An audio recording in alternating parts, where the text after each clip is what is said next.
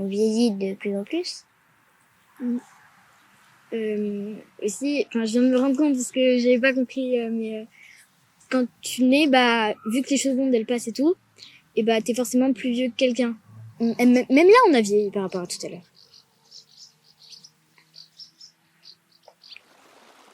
Ah, ce temps qui passe, ce sable qui s'écoule dans son sablier, cette aiguille qui tourne sur l'horloge. Le temps se mesure avec le mouvement. Il suppose un déplacement dans l'espace.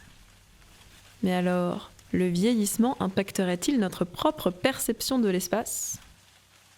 Cet espace qui se contraint aussi, c'est-à-dire que, à moins de vouloir dépenser des millions et polluer toute la planète, effectivement notre aire géographique devient plus restreinte, parce que nos points affectifs sont peut-être plus proches.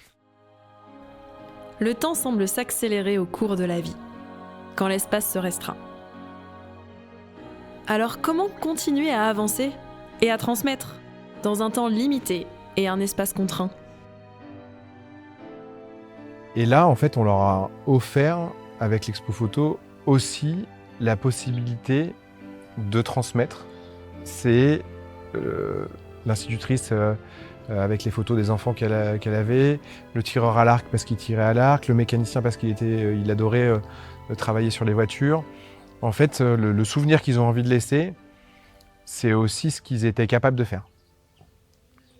Et qui sont peut-être d'ailleurs encore capables de faire. Et ça mérite d'être réfléchi aussi parce que quand bien même celui qui adorait réparer les voitures ne réparera peut-être pas encore des voitures, mais bon, si en fait on arrive s'il passe les après-midi en fait à trifouiller un moteur de je ne sais quoi, et que ça le rend heureux, mais tant mieux, il faut lui mettre un moteur à disposition, quoi. Enfin, et celui qui tire à l'arc, mettez-lui des flèches avec un bout en plastique, quoi. Enfin, et puis il tirera, et de toute façon s'il chope quelque chose, ça fera rien, quoi.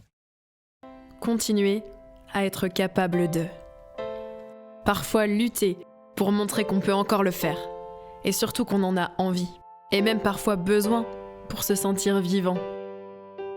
Est-ce que nos rides, nos cheveux blancs, nos douleurs articulaires nous rendent incapables pour autant ?